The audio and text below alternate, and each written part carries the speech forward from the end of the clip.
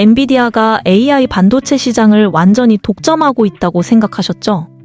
근데요, 그 철옹성 같던 독점 구도에 균열이 생기기 시작했어요. 이게 왜 중요하냐면요. 지금 이 균열의 핵심에 있는 기술이 바로 유리기판이거든요. 아마 처음 들어보시는 분들도 계실 거예요. 솔직히 저도 처음에는 유리기판이 뭐가 그렇게 대단한지 몰랐습니다. 근데요, 이걸 파고들면 파고들수록 소름이 돋더라고요. 왜냐면요, 인텔도 AMD도 심지어 애플까지 이 유리기판 기술에 투자하고 있거든요. 세계 최고의 반도체 기업들이 한꺼번에 움직이고 있다는 건 뭘 의미할까요? 패러다임의 전환이 시작됐다는 신호예요. 잠깐, 여기서 숫자 하나만 보고 가실게요. 지금 AI 반도체 시장 규모가 얼마인지 아세요? 2024년 기준으로 약 500억 달러를 넘어섰습니다. 한화로 70조 원이 넘는 시장이에요.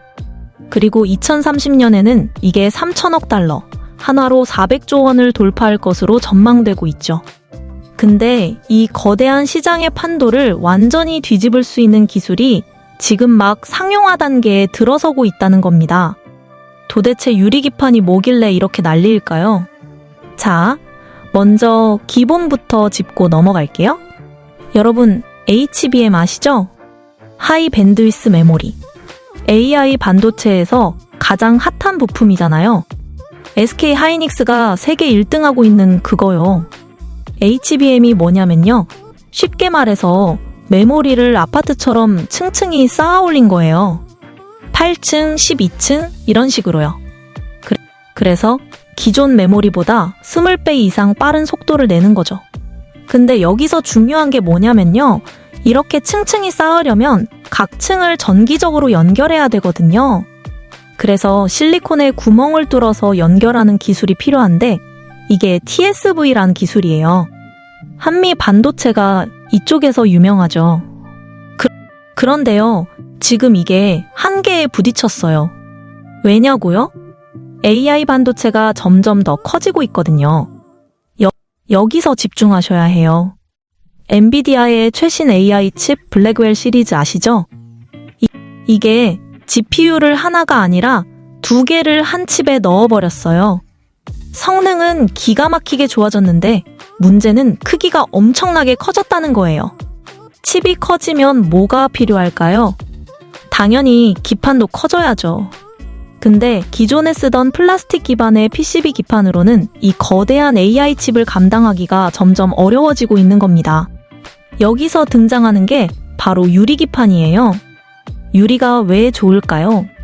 일단 열을 훨씬 잘 버텨요. AI 칩이 얼마나 뜨거워지는지 아세요? 진짜 펄펄 끓습니다. 플라스틱은 이 열을 버티기가 힘들어요.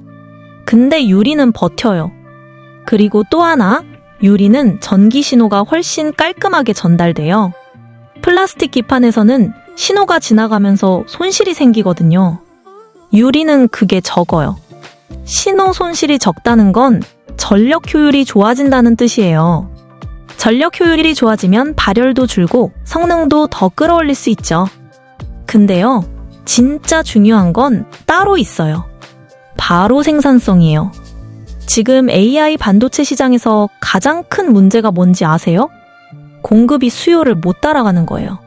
엔비디아 칩 사려고 줄 서 있는 기업들이 넘쳐나는데 물건이 없어요. 이게 병목 현상이 일어나고 있는 거죠. 유리기판을 쓰면 이 문제를 해결할 수 있어요. 어떻게요? PLP라는 기술 때문이에요. PLP가 뭐냐면요. 패널 레벨 패키징의 약자예요. 쉽게 설명드릴게요. 지금까지는 동그란 웨이퍼 위에서 반도체를 만들었잖아요. 근데 유리기판을 쓰면 큼직한 사각형 패널 위에서 만들 수가 있어요. 디스플레이 만들 때처럼요. 이러면 뭐가 좋으냐고요? 생산성이 5배에서 10배까지 올라가요. 같은 시간에 5배, 10배 더 많이 만들 수 있다는 거예요. 이게 얼마나 엄청난 건지 감이 오시나요? 숫자로 좀 더 설명드릴게요. 지금 TSMC에서 웨이퍼 레벨 패키징으로 AI 칩 만드는 비용이 엄청나요. 근데 PLP를 쓰면 같은 비용으로 훨씬 많이 만들 수 있으니까 단가가 확 떨어지는 거죠. 자, 그럼 왜 진작 안 했을까요? 여기에 함정이 있어요. 유리는 깨지잖아요. 이게 가장 큰 문제였어요. 기판에 구멍을 뚫고 자르고 여러 가지 가공을 해야 하는데 유리는 조금만 잘못 건드려도 금이 가버리거든요. 그래서 지금까지 유리기판은 이론상으로만 좋고 실제로는 못 쓴다 이런 평가를 받아왔던 거예요. 근데요, 이게 바뀌고 있어요. 자, 여기까지 보신 분들은 아마 느끼셨을 겁니다. 영상에서 진짜 중요한 핵심 내용을 들으셔도 가끔 이런 생각 드시지 않나요? 그래서 지금 당장 뭘 봐야 하지? 정보가 조금 더 있으면 좋겠는데 이런 아쉬움 분명히 있으실 거예요. 그래서 준비했습니다. 구독자분들을 위해 실시간 정보방을 운영하고 있습니다. 정보방에서는 완전 무료로 매일 장전 브리핑, 장마감 브리핑을 제공해드리고 있고요. 그날 꼭 체크해야 할 핵심 뉴스, 정책 일정, 실적 발표 체크포인트, 그리고 기관과 외국인 수급 흐름까지 한 장으로 깔끔하게 정리해서 공유하고 있습니다. 단순히 종목 이름만 나열하는 게 아니에요. 왜 지금 이 종목을 봐야 하는지, 어디를 체크해야 하는지, 어느 구간에서 조심해야 하는지까지 모멘텀, 기술적 분석, 수급, 리스크 관점에서 같이 짚어드립니다. 무료로 운영하고 있는 만큼 입장 방법도 간단합니다. 지금 바로 고정 댓글이나 설명란에 있는 링크 클릭하셔서 정보방 입장이라고 남겨주시면 돼요.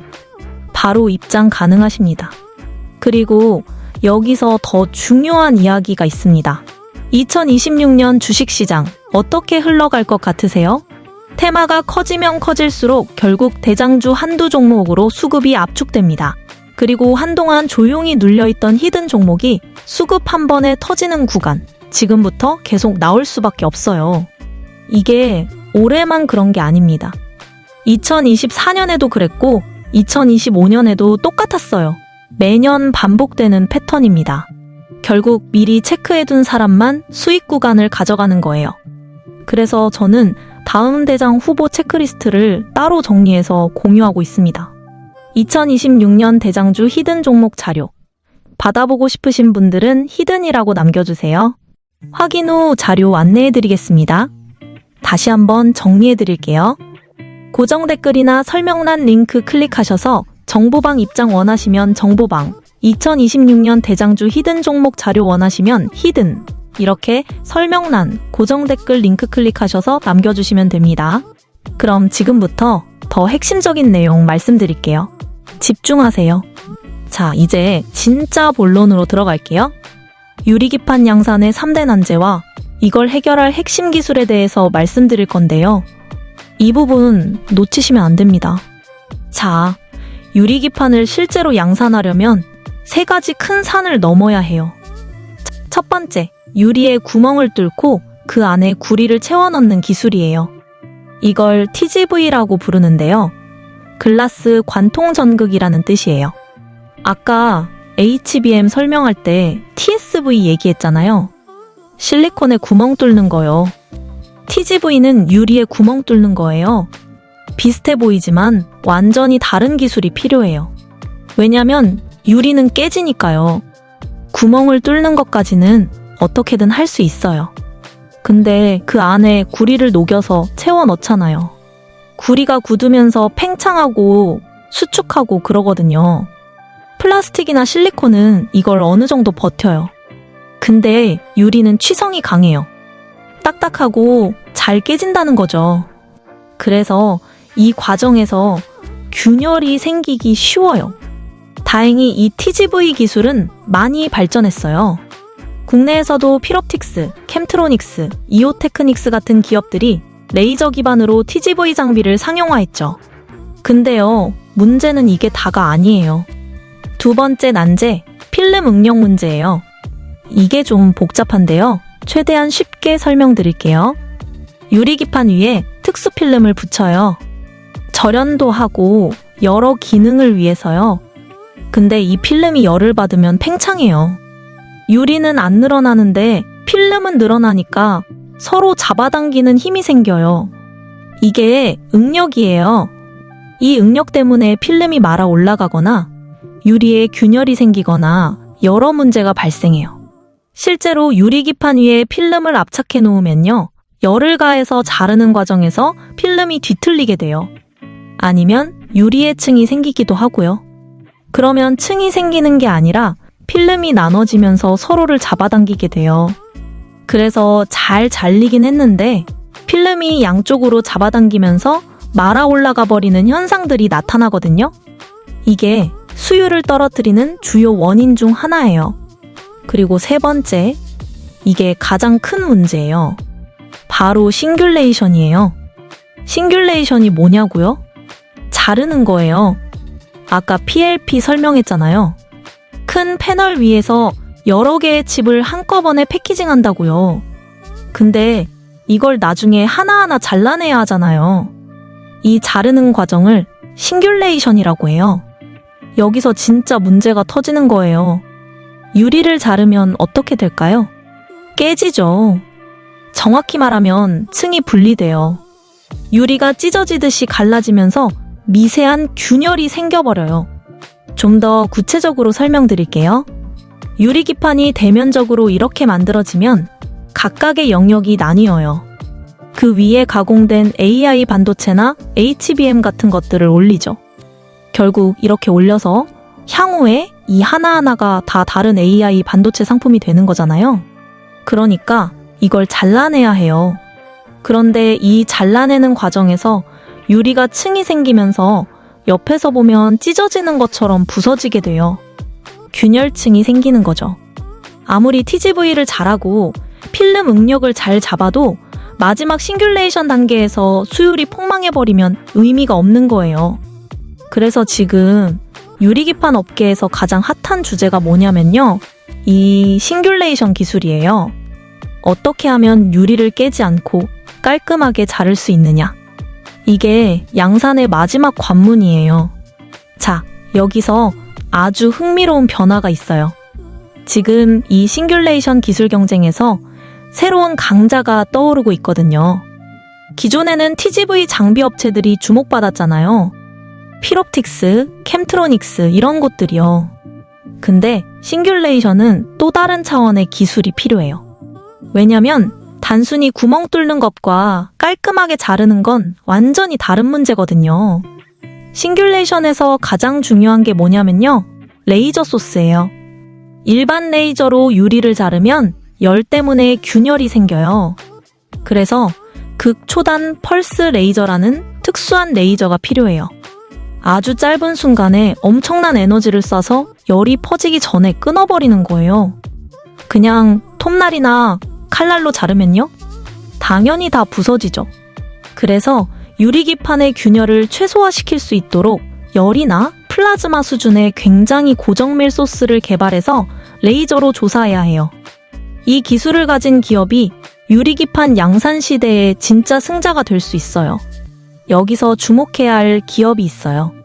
반도체 디스플레이 장비 전문 기업인데요. 극초단 펄스 기반의 레이저 그루빙 기술을 보유하고 있어요. 이 그루빙 기술 기반으로 TGV뿐만 아니라 싱귤레이션 장비까지 개발하고 있죠. 특히 이 기업이 주목받는 이유가 뭐냐면요. 유리기판의 수율을 대폭 향상시킬 수 있는 새로운 레이저 소스를 개발하고 있다는 거예요. 유리기판 레이저 싱귤레이션 신규 공법을 개발 중인데 양산 단계에서 미세균열을 최소화하는 방식으로 진행되고 있어요. 이게 상용화되면 유리기판 시장에서 핵심 기술력으로 부각될 가능성이 높아요. 그리고 또 하나 중요한 게 있어요. PLP 본딩 장비예요. 아까 설명 안 드렸는데요. 유리기판에 패키징을 하려면 먼저 웨이퍼를 붙여야 해요. 이걸 본딩이라고 하는데요. 근데 지금까지 이렇게 큰 면적을 본딩하는 장비가 없었어요. 기존에는 작은 웨이퍼 크기만 다뤘거든요. PLP를 하려면 600mm짜리 대형 패널을 본딩할 수 있어야 해요. 이 장비를 만들 수 있는 곳이 많지 않아요. 여기서도 주목할 만한 기업이 있어요. 세계 1등, 2등 OSAT 기업들인 ASE나 엠코 같은 곳에 레이저 본딩 장비를 납품하고 있는 기업인데요. 대면적 PLP 조립 장비를 개발하면서 PLP 본딩 장비 시장을 선점하고 있어요. 이 기업이 최근에 HBM 본딩 장비가 될 수 있는 차세대 레이저 장비를 개발했는데요. 일단은 HBM보다는 시스템 반도체 쪽에서 먼저 적용될 가능성이 높아요. TSMC 쪽에도 납품하게 됐고 TSMC가 PLP 투자를 진행하고 있는 상황이라 핵심 수혜가 기대되는 거죠. 삼성전자와도 현재 쿼를 진행하고 있고요. 유리기판 양산 장비에서도 PLP 쪽에서 협력이 기대되고 있어요. 올해 영업이익 2배 이상 성장이 전망되고 영업이익률 30% 돌파가 기대된다고 하니까 체크해 보실만 해요. 자, 여기서 그림이 그려지시나요? 유리기판 시장에서 진짜 돈을 버는 기업은 어디일까요? TGV 장비는 이미 레드오션이 됐어요. 너무 많은 기업들이 뛰어들었거든요. 기술력 차이가 별로 안 나요. 사실 기술력이 좋은 상황에서 매출과 연결되는 건 빠르게 진행될 수 있지만 기업 간 차별성이 없다 보니까 주가 관점에서 보면 TGV 장비의 매력도가 좀 떨어진 거죠. 진짜 승부처는 두 군데예요. 싱귤레이션 장비, 그리고 대면적 PLP 본딩 장비. 이 두 가지를 선점한 기업이 앞으로 유리기판 시대의 핵심 수혜주가 될 거예요. 그런데요, 여기서 한 가지 더 짚고 갈 게 있어요. 왜 지금인가? 이게 중요하거든요. TSMC랑 삼성전자가 지금 유리기판에 올인하고 있어요. 지난 10년 동안 TSMC가 첨단 반도체를 싹쓸이해왔잖아요. 첨단 패키징을 통해서 첨단 반도체 시장을 장악할 수 있었는데요. 2010년대만 놓고 보면 삼성전자의 기술력이 TSMC보다 뛰어난 적도 많았어요. 삼성전자가 제조한 스마트폰 AP가 세계 최고의 기술력을 보여주기도 했고요. 근데 TSMC 쪽과 격차가 벌어지기 시작한 지점이 있어요. 애플이 자체 AI 반도체를 TSMC가 개발한 첨단 패키징으로 비싼 돈 주고 선점하면서부터예요. 이때를 기점으로 애플 아이폰이 갤럭시나 다른 안드로이드 스마트폰 대비 성능이 엄청 좋아지게 됐거든요. 여기서 삼성전자가 경쟁에서 뒤처지기 시작했다고 보시면 돼요. 근데 지금 이 첨단 패키징 때문에 TSMC와 삼성전자의 격차가 역대급으로 벌어진 상황이에요. 그래서 다음 10년의 기술 경쟁력, 점유율이 유리기판에 달려있다고 볼 수 있는 거죠. 삼성전자는 세계 최고의 디스플레이 기술력을 가지고 있잖아요. LCD 만들 때 쓰던 유리가공 기술이 그대로 유리기판에 적용될 수 있어요. 이게 삼성전자한테는 기회가 될 수 있는 거죠. TSMC는 대만의 디스플레이 기업들이랑 협력하고 있고요. 재밌는 사실 하나 알려드릴게요. 지금 유리기판 시장에서 주목받는 기업들 보시면요. 대부분 디스플레이 장비 기업들이에요. 필옵틱스, 캠트로닉스, 나인테크, 하나기술 다 디스플레이에서 출발한 회사들이에요. 왜일까요? 디스플레이 만들 때 유리를 다루는 기술이 필요했거든요. 그 기술이 지금 유리기판에 그대로 적용되고 있는 거예요. 최근에 뜨겁게 떠오르고 있는 기업들도 디스플레이 기반으로 2차전지 장비도 만들다가 지금 유리기판 시장이 뜨거워지면서 해당 장비 개발에 나서고 있는 상황이에요. 이게 바로 기술의 연결고리예요. 10년 전에 디스플레이 장비 기술을 쌓아놓은 기업들이 지금 AI 반도체 시대의 핵심 플레이어로 떠오르고 있는 거죠. 자, 이제 전체 그림을 정리해 볼게요. 왜 이 타이밍에 유리기판을 주목해야 할까요? 지금 AI 시장이 폭발적으로 성장하면서 AI 칩 공급이 턱없이 부족해요. 엔비디아 CEO 젠슨 황이 수요가 미쳤다고 할 정도예요. 이 병목 현상을 해결할 수 있는 게 유리기판이에요. 생산성을 5배, 10배 높일 수 있으니까요. AI 반도체 시장은 지금 역대급 성장세를 보이고 있어요. 근데 공급이 수요를 못 따라가고 있죠. 이 병목 현상을 해결할 핵심 기술이 유리기판이에요. 유리기판의 핵심은 뭐다? PLP 패키징을 통한 생산성 혁신이에요. 근데 유리기판을 양산하려면 3가지 난제를 해결해야 해요. TGV, 필름 응력, 그리고 싱귤레이션. 이 중에서 TGV는 많이 상용화됐어요. 경쟁이 치열하죠.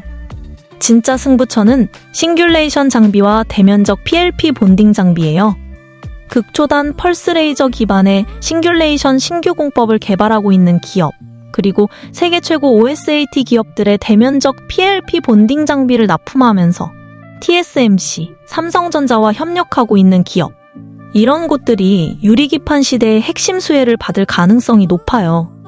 이 기술을 선점한 기업이 앞으로 유리기판 시대의 승자가 될 가능성이 높아요.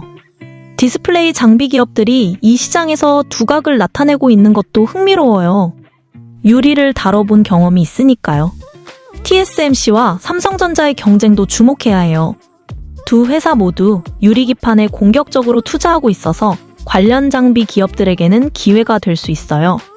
물론 이건 중장기적 관점에서 봐야 해요. 여러분들에게 유리기판 설명드릴 때 PLP 기술력이 중요하다고 강조드렸는데요.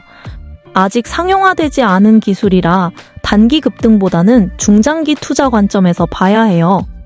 긴 관점으로 AI 반도체 투자 전략을 세우실 때 이런 것들을 체크하셨으면 좋겠어요. 유리기판이 본격적으로 상용화되려면 아직 시간이 필요해요.